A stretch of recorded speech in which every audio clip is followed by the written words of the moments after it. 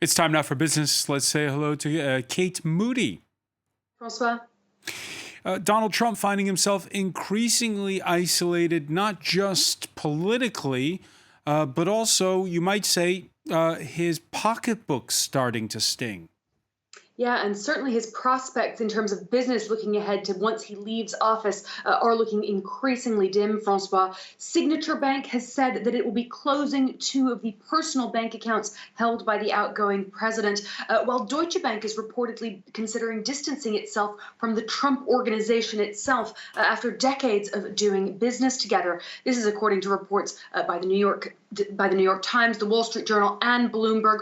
All of them say that the German lender has decided not to lend the Trump family or their business entities any more money. Now, that organization, which is fronted by the president's two eldest sons, owes Deutsche Bank some $340 billion from loans over recent years. The company has faced a series of bankruptcies in the past, and it's facing a rather uncertain future now. The family business has failed to sell over the lease to its namesake hotel in Washington, D.C. Its branded golf courses have lost a major PGA tournament, and the city of New York is even trying to revisit contracts that have seen the president's company operating a carousel and two ice rinks in New York City. Now, many of these decisions have directly been linked to last week's riot on Capitol Hill and to the president's tacit support of that violence. Separately, but in a related development, more than a dozen major firms, including General Electric, Marriott, Citibank, have said that they'll be halting campaign donations to any lawmakers that voted against certifying Joe Biden's victory last week. That was, of course, the same day as that riot took place on Capitol Hill. A lot of major tech giants and banks also suspending political contributions indefinitely. Yeah, Joe Biden's going to have a lot of fence mending to do. What's all this I'm hearing about French wine tariffs going into effect? Well, I've been telling you about them for months, Francois. This is a separate trade dispute that has actually been going on since before the Trump administration took office. But a new round of tariffs has now taken effect, targeting European wine and aircraft parts. It is a dispute that has gone on for over a decade that relates to illegal subsidies for Airbus and Boeing. Georgina Robertson has the story.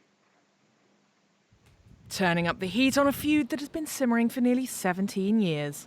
The United States is hitting more European products with tariffs. Aircraft components like fuselage and wing parts are now on the list, subject to a 15% levy. French aviation giant Airbus has said that these tariffs are counterproductive in every way, as they will hit its factory in Alabama that uses imported parts. The European wine industry is also facing more pain. Washington's 25% punitive duty now includes all non-sparkling wines, even those over 14% proof, as well as cognacs and some other brandies. The existing tariffs brought in October are already blamed for a €700 million drop in sales. The stakes are high as the US is the largest export market for the EU's winemakers. Nearly half of French cognac is destined for the United States. According to the French Wine and Spirits Export Federation, these new tariffs will lead to a further €300 million of lost sales. The coronavirus has already hit the aviation and hospitality industries hard. Both sides are hoping for a resolution. This dispute will be one of the tests of relations between Washington and Brussels under President Biden, though they will also have to face the contentious issue of tariffs raised as a result of France's digital tax. All right, and Kate, what about the markets? Well, not too much movement about halfway through the trading session on Wall Street. Stocks fairly flat, but still trending lower.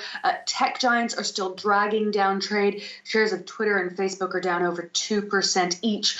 One of the big movers, a surprise coming out at the beginning of this week, a small manufacturer of electronic device components, that's called Signal Advance, has seen its shares soar over 400% after Tesla's Elon Musk encouraged encouraged people to download a separate messaging app, which is also called Signal. A bit of confusion there that's reminiscent of the confusion that we saw with Zoom technologies last year. Earlier, we saw the major European indices closing slightly lower as well. The FTSE 100 about 2/3 of a percentage point below the flat line. The CAC 40 and DAX each closer to flat at the close. For the moment, many investors holding tight here to see how impeachment proceedings and the rest of Donald Trump's last week in office are going to be progressing. They're also going to be looking ahead to another round of coronavirus stimulus in the United States. Joe Biden set to unveil the details of his financial aid plan later this week. Kate Moody, the housebound Kate Moody, because of this pandemic. Thank you so much for that update. Now, Kate,